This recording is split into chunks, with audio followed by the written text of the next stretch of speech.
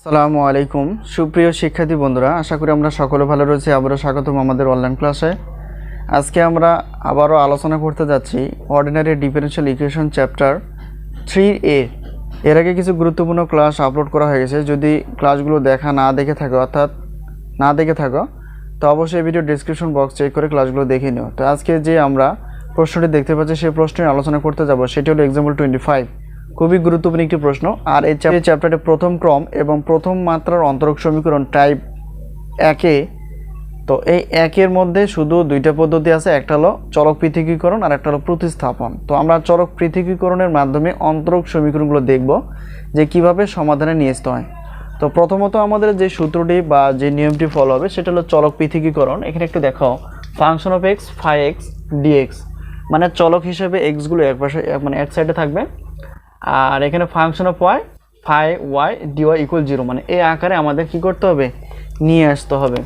তো প্রদত্ত যে সমীকরণ, তো সেই সমীকরণগুলো একটু খেয়াল করো। আরেকটা বিষয় হলো, যখন এরকম থাকবে এক্স প্লাস ওয়াই থাকবে, তখন সেটাকে আমাদের ধরে নিতে হবে সব সময় ভি ধরে নিব আমরা, ঠিক আছে? এই জিনিসটা অর্থাৎ ভি ধরে নিয়ে আমরা কি করব, এটার সমাধানে নিয়ে আসবো। তো যেহেতু এখানে দেখো, যেহেতু সাইন থিটা বা সাইনে, কস থিটা বা কসে এরকম আসে, তো এটা দেখো দুইটা আছে, তাহলে এখানে দেখো এক্স প্লাস ওয়াই আছে, এখানে এক্স প্লাস ওয়াই আছে, তাহলে এখানে আমরা কি এক্স প্লাস ওয়াইটাকে কী করে নিব, অর্থাৎ ভি ধরে নিব। তো ধরে নেওয়ার পাশাপাশি আমাদের কি করতে হয়, এক্স এর সাপেক্ষে অন্তরীকরণ করতে হবে, সেটি হলো চলক পৃথকীকরণের।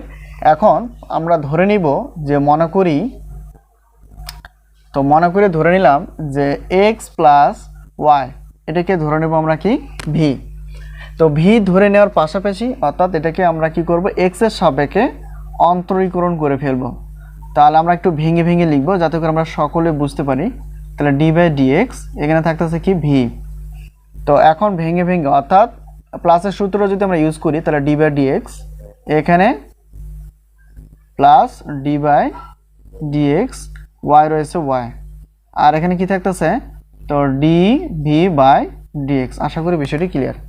তো এখন এক্স এর সাপেক্ষে অর্থাৎ আমরা জানি যে এক্স এর সাপেক্ষে এক্সকেই যদি অন্তরীকরণ করি তাহলে এটার ফলাফল বা মানটা আসে 1। তো এই জায়গাটা আমাদের কি আসবে, 1 আসবে প্লাস, আর এটা যদি এক্স এর সাপেক্ষে অন্তরীকরণ করি ওয়াইকে, তাহলে এখানে কি আসবে ডি ওয়াই বাই ডিএক্স। আর এটা তো যা আছে অর্থাৎ এক্স এর সাপেক্ষে ভিকে অন্তরীকরণ করলে ডিভি বাই ডিএক্স। তো এটা যা আছে কিন্তু তাই থাকবে। একটা বিষয় খেয়াল করো, এখানে দেখো ডি ওয়াই বাই ডিএক্স রয়েছে, রয়েছে। তাহলে এখন আমাদের কাজ হলো এর মানটা নিয়ে আসা। তো এখানে কি করতে হবে, তাহলে ডি ওয়াই বাই ডিএক্সটা আমাদের বামে রাখতে হবে, আর এখানে অপ্রয়োজনীয় বিষয়গুলো আমাদের কি করতে হবে, ডানে নিয়ে আসতে হবে। তো একটা খেয়াল করে এখানে বিষয়টা, তাহলে ডি ওয়াই বাই ডিএক্স যা আছে তাই, এর আগে +1 ছিল, তাহলে এটা কি হয়ে যাবে, অর্থাৎ -1 হয়ে যাবে এদিকে পার করলে, এটা আমরা জানি। তো এখন অতএব বিষয়টা হলো আমরা কি বের করছি, ডি ওয়াই বাই ডিএক্স অর্থাৎ ডিভি বাই কত, ডিএক্স -1। তো এখন আমরা কি করব, প্রদত্ত যে সমীকরণটা দেওয়া ছিল সেটা এখন লিখব। তাহলে D Y by DX equal, এখন sine X plus Y plus cos X plus Y.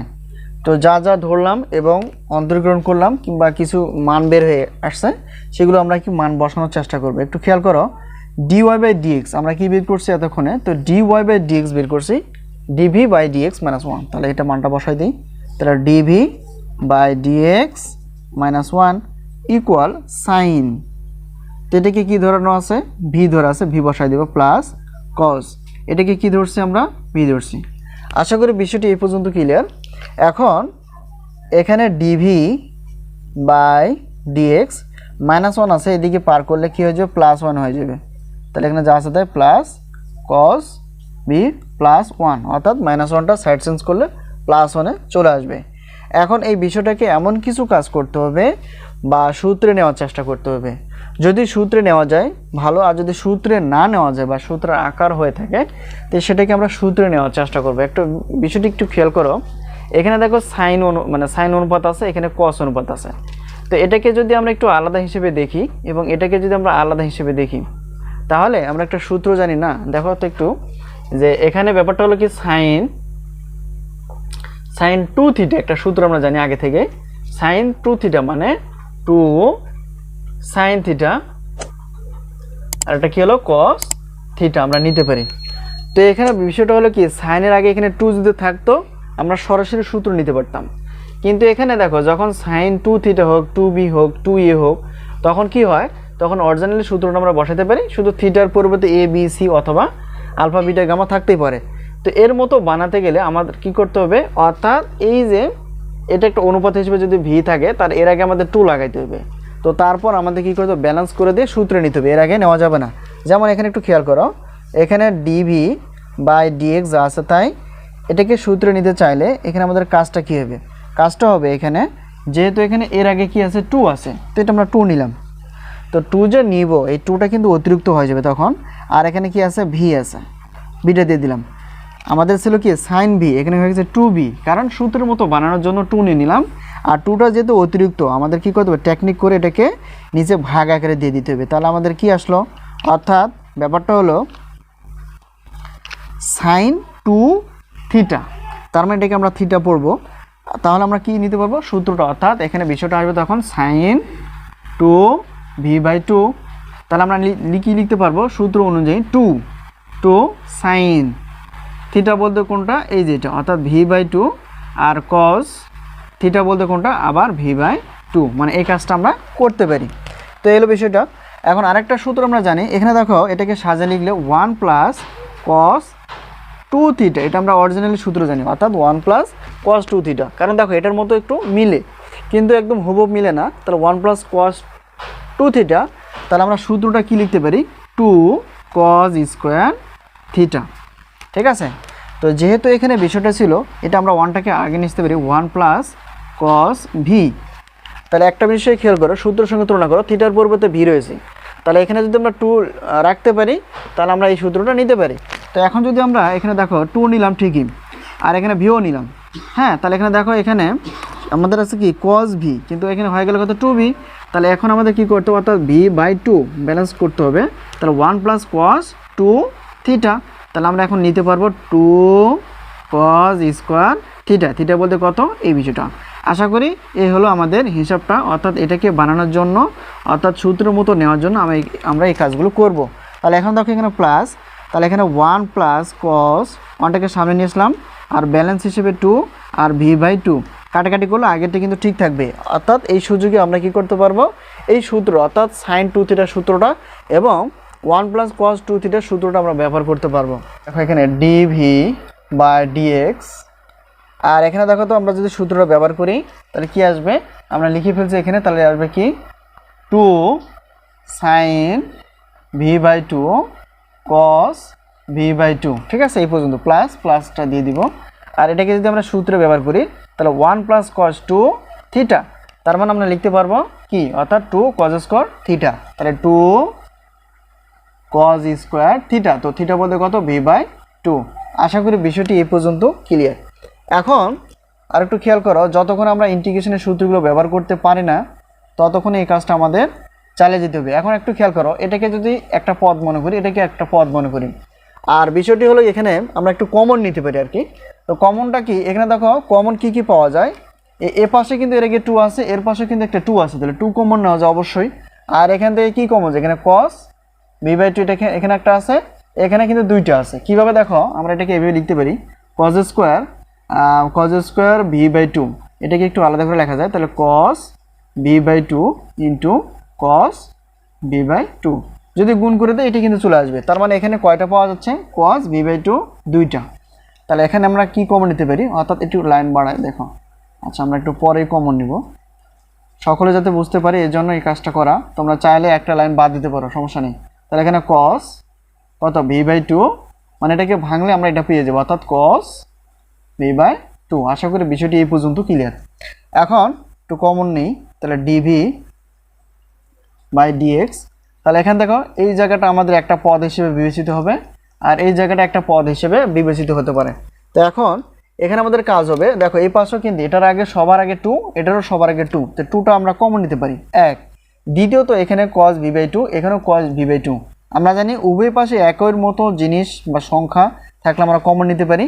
তাহলে এখান থেকে 2 এবং cos v/2 কমন নিলে এখানে অবশিষ্ট কি থাকে, sin v/2। আশা করি বিষয়টি ক্লিয়ার।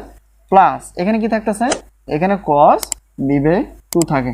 এই হলো আমাদের কাজ। আবার যদি গুণ করে দাও আগেরটাই কিন্তু ফেরত আসবে। সূত্রে নেওয়ার জন্য আমরা কি করব, অর্থাৎ ত্রিকোণমিতিকের সূত্র ব্যবহার করা যায় সহজে এবং একই অনুপাতে নেশা যায়, সেই বিষয়টাকে খেয়াল রেখে আমরা কাজ করব। এমন কিছু কাজ করব, যেহেতু আমরা একটা সূত্র জানি ট্যান থিটা, তো ট্যান থিটা মানে কি হয়, sine theta by cos theta. ঠিক আছে, তো একটা জিনিস খেয়াল করো, এটা থিটা হিসেবে, এটাও থিটা হিসেবে আছে। এখন এখানে যদি এখানে কি রাখবে, সাইন থিটার নিচে যদি কস থিটা নিয়ে আসতে পারি, তাহলে আমরা কি নিতে পারবো, ট্যান থিটা। তো এটার নিচে আমরা কি করতে পারি, অর্থাৎ এটাকে ট্যান থিটা নেশার জন্য আমরা কি এখানে কস v/2 কি করে দিলাম, ভাগ করে দিলাম।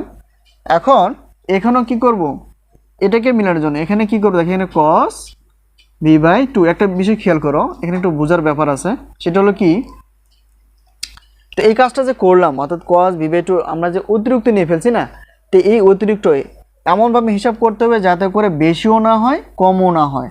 তো এই লাইনটা একটু দেখো, এখানে আগে থেকেই ছিল 2 cos v/2, তো এখানে যদি আমরা গুণ আকারে ব্যালেন্স হিসেবে রাখি, তাহলে একটু খেয়াল করো, তো এটা যদি আমরা উপরে গুণ করে দিই, তাহলে ওখানে cos v/2 নিচে cos v/2, মানে cos v/2 কাটা হয়ে যাবে, মানে আগেটা ঠিক থাকবে, মানে আগের লাইনটা।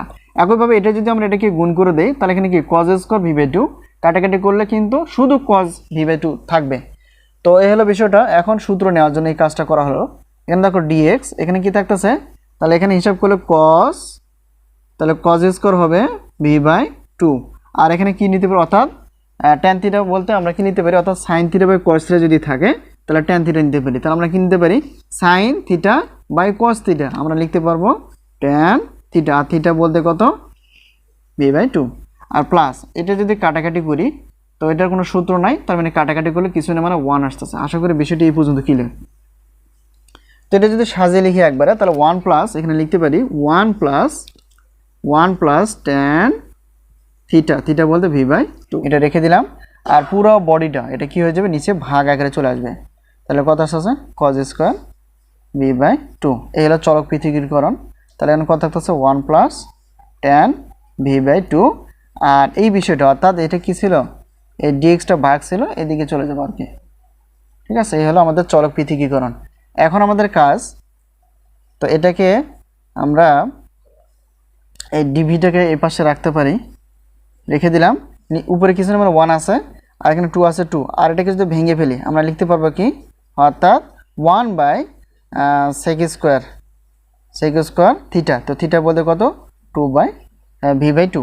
আর এখানে কি করা যায়, এখানে আপাতত যা আছে তাই থাকবে, v/2। এই হলো আমাদের কাজ। আর ইকুয়াল কত, dx আছে dx। ঠিক আছে, এখন এটা যদি উল্টাই দেই, এখানে কিছু না, মানে 1 আছে একটা, আর এখানে যদি উল্টাই দেই তাহলে কি আসবে, উল্টাই দিলে দেখো একটু খেয়াল করো, উপরে লব নিচে হর, তাহলে নিচে একটা 1 আছে না, তো 1/2 ব্যাপারটা হবে এরকম, অর্থাৎ এই 2/1 আছে, যদি উল্টাই দিই ব্যাপারটা হবে 1/2 চলে আসবে, উপরে চলে যাবে। আর এটা কি হয়ে যাবে, অর্থাৎ এখানে দেখো 1/sec স্কয়ার থিটা বলতে, এটা যদি উল্টাই দিই তাহলে থাকতেছে কি, 1টা নিচে ভাগ হয়ে যাবে, আর 1 দিয়ে যে কোনো সংখ্যাকে ভাগ করলে 1টা থাকে না, তাহলে v/2, এই মানে এই জিনিসটা আসবে। তাহলে আমরা লিখতে পারি এই জায়গায়, এখানে হাফ হয়ে যাবে ব্যাপারটা, আর এখানে sec স্কয়ার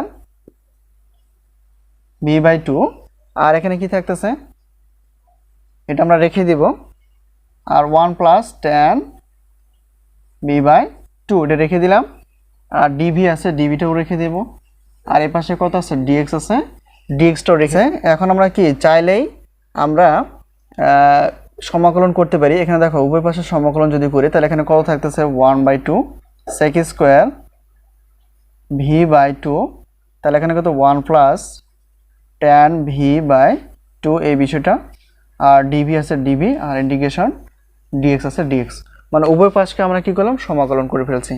এখন বিষয়টা একটু খেয়াল করো, আমরা একটা সূত্র জানি, যে সূত্রটা যখন আমরা x এর সাপেক্ষে কোনো হরকে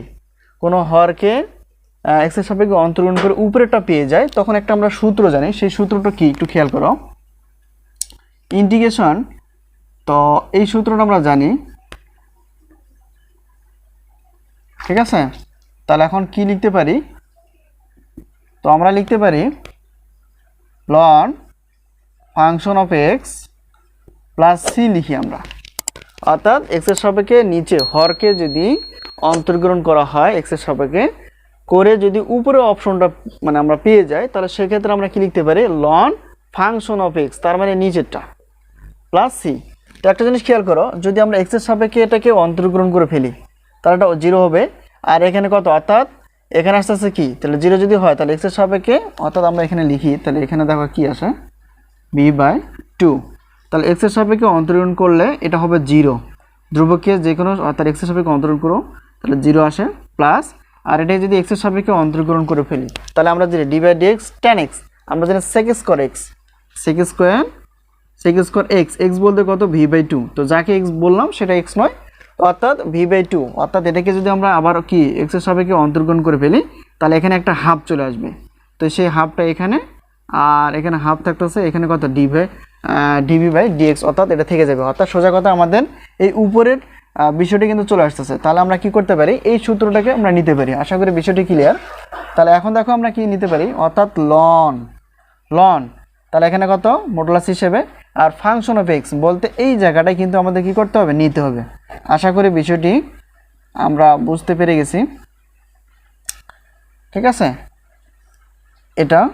আর এখানে ইন্টিগ্রেশন ডিএক্স মানে এক্স আর প্লাস সি আছে, সি অর্থাৎ ধ্রুবক। এখানে দেখো এখানে ব্যাপারটা হলো আমাদের কাজ শেষ, লন আছে, লন থাকবে, আর এখানে 1 প্লাস, তো যাকে ধরে ফেলছিলাম দেখো এখানে আমরা এখানে এক্স প্লাস ওয়াই সমান আমরা ভি ধরছিলাম, তো এখন আমরা মানটাকে ফেরত দিয়ে দেবো। তাহলে কত টেন, তাহলে ভির জায়গায় কি বসাবো, ভির জায়গায় বসাবো আমরা উল্টোটা, অর্থাৎ এক্স প্লাস ওয়াই বাই কত 2 আছে 2। এই হলো আমাদের প্রশ্নটির অ্যান্সার, অর্থাৎ চলক পৃথকীকরণ করার পর এটা আমাদের অ্যান্সার চলে আসে। আশা করি আমরা ক্লাসটি বুঝতে পেরে গেছি। যদি কোনো জায়গায় বুঝতে অসুবিধা অবশ্যই কমেন্টসে লেখার চেষ্টা করবা। তো আজকে এই পর্যন্তই, আল্লাহ হাফেজ।